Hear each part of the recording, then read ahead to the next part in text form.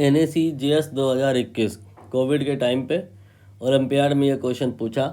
ये छोटे छोटे मासूम बच्चों पे पूरी तरह से जुल्म किया गया है।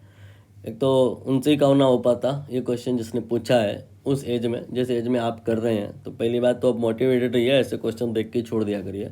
बाकी दूसरी बात ये है कि दूसरा जुल्म ये है कि जब इस क्वेश्चन को लोग डिस्कस करते हैं तो न जाने क्या क्या ओमेगा वगैरह सब लगा देते हैं।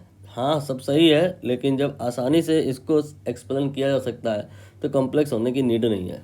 देखिएगा, यहाँ पर मैं मैक्सिमम ट्राई करूँगा एक्सप्लेनेशन को इजी बनाने का, बट उसके पहले थोड़ा सा क्वेश्चन मैं आपको एक्सप्लेन कर दूँ। है क्या यहाँ पे कि एक ये डिस्क है और एक ये डिस्क है, और ये जो छोटी वाली डिस्क है, जो बड़ी वाली डिस्क है, समझ आ गया होगा, दोनों में जो रेडियस होगा बराबर नहीं होगा। बड़े वाले का रेडियस दिया है, छोटे वाले का दिया नहीं है। हम अभी थोड़ी देर में निकालेंगे। कैसे निकालेंगे? With the help of information that is given about teeth, number of teeth. ये जो अगर छोटी वाली डिस्क है, इसमें जो टीथ या ग्रुप्स हैं इनकी संख्या कम होगी, क्योंकि उसका जो सरकमफेरेंस है वो रिलेटिवली कम है। और यहाँ पे जो बड़ी वाली क्या कहते हैं डिस्क है, उसमें नंबर ऑफ ग्रुप्स ज़्यादा होंगे, क्योंकि उसका सरकमफेरेंस ज़्यादा होगा। तो जिस अनुपात में, जिस रेशियो में टीथ होंगे या ग्रुप्स होंगे, उसी रेशियो में रेडियस भी होगी। ज़्यादा रेडियस हो जाएगी 2πr। भाई सरकमफेरेंस 2πr स्क्वायर थोड़ा ना होता है, आर ही होता है ना। तो circumference is directly proportional to radius and same time you can say number of teeth, ये भी डायरेक्टली प्रोपोर्शनल ही होगा। नंबर ऑफ टीथ के बारे में बता ही नहीं है, कहा कि ये इधर 24 है और इधर 16 है, मतलब ई तरफ 16 है, ई तरफ 24 है। ठीक, तो ये आपका 8 से काट दिया जाए तो ये 2 हो गया या 3 हो गया। 2 और 3 के अनुपात में नंबर ऑफ टीथ है, और इसी अनुपात में रेडियस भी होगी इनकी, और इसी अनुपात में सरकमफेरेंस भी होगी इनकी।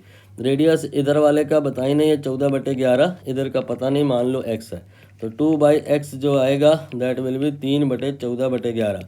थोड़ा सा सॉल्व कर लिया जाए तो 2/x will be 3 multiplied by reciprocal of 14/11। यहाँ से x आ जाएगा, ये आपका कुछ कैंसिल वैंसिल होता है तो दिख नहीं रहा मुझे, 28/33। घबराइए नहीं, आखिरी में काफ़ी चीज़ें कैंसिल हो जाएंगी। तो 14 दूनी 28/33, ये इधर की साइड का रेडियस आ गया है, और उस तरफ का रेडियस ये बताए ना 14/11। बाकी चीज़ें अब आप डिलीट कर दो, उनकी नीड नहीं पड़ेगी। आई होप आपको इतना समझने में कोई दिक्कत तो आया नहीं होगा।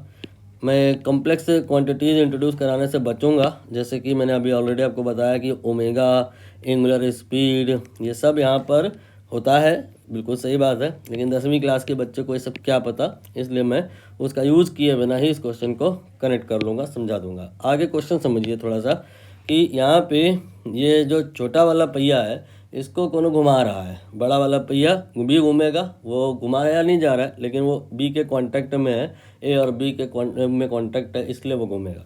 तो छोटा वाला पहिया ये बताए ना कि कहाँ घूम रहा है, कितना घूम रहा है? 6 रिवोल्यूशन पर सेकंड। मतलब 1 सेकंड अगर हम देखें लगातार, तो 1 सेकंड में ये आपका जो पहिया है 1 बार, 2 बार, 3 बार, ऐसे कितने बार? 6 बार ये आपको घूम जाएगा, दिखाई देगा। लेकिन फिर बाद में कहें पूरे 1 सेकंड की बात नहीं ना करो, बात करो आधा सेकंड की। आधे सेकंड में फिर कितना घूमेगा? जो अगर कहूँ 1 सेकंड में 6 बार घूम रहा है, तो फिर इसका मतलब तो ये हुआ ना कि वो आधे सेकंड में 3 बार घूमेगा। तो ये 3 चक्कर घूमेगा। 3 चक्कर घूमेगा, तो फिर बताओ यहाँ पर ये जो दूसरा वाला पहिया वो कितने चक्कर घूमेगा? या फिर ये जो मास है ये ऊपर चला जाएगा, नीचे चला जाएगा? यही सब अब हमें समझना है। इसके लिए अब आप इधर साइड वाले डायग्राम पे आओ, तब डिटेल में समझ में आएगा। कॉन्टैक्ट पॉइंट पर पहुंच जाओ, यहाँ पे कॉन्टैक्ट हो रहा है। कॉन्टैक्ट पॉइंट यहाँ पर है, और इस पर जब ये पहिया ऐसे घूम रहा है, क्वेश्चन में ये बोल रहे हैं कि जो छोटा वाला पहिया है ये क्लॉकवाइज डायरेक्शन में घूम रहा है, मतलब जहाँ पर आप कॉन्टैक्ट बनाए हो वो पॉइंट का वेलोसिटी जैसा मैंने बनाया वैसा होगा। अब यहाँ पर इस वेलोसिटी से या इस स्पीड से आपको थोड़ी कहानी समझ आएगी कि ये पॉइंट जो है ये इधर को जा रहा है। इसका मतलब ये है कि इस लाइन के नीचे जो लाई कर रहा है, ये फील्ड से आपको कनेक्ट होगा। यहाँ पर मैथमेटिक्स नहीं है। ये आप अगर ऐसे फोर्स लगा दो, ऐसे आप फोर्स लगा दो छोटे वाले पहिए पे, तो ये ऐसे घूम जाएगा। ठीक है, तो छोटे वाले पहिए के घूमने का डायरेक्शन तो क्लियर हो गया आसानी से आपको। तो मैंने इसको ऐसे घुमा दिया, ये आपको छोटा वाला पहिया मैंने ऐसे घुमा के दिखा दिया। अब आप इमेजिन करो कि ये जो बड़ा वाला पहिया है, इस बड़े वाले पहिए पे अगर कोई ऐसे फोर्स लगा दे तो ये कैसे घूमेगा? ये आपका ऐसे घूम जाएगा। दोनों सेम डायरेक्शन में नहीं है। ये जो छोटा पहिया है ये क्लॉकवाइज डायरेक्शन में घूम रहा है, बड़ा वाला पहिया एंटी क्लॉकवाइज डायरेक्शन में घूम रहा है।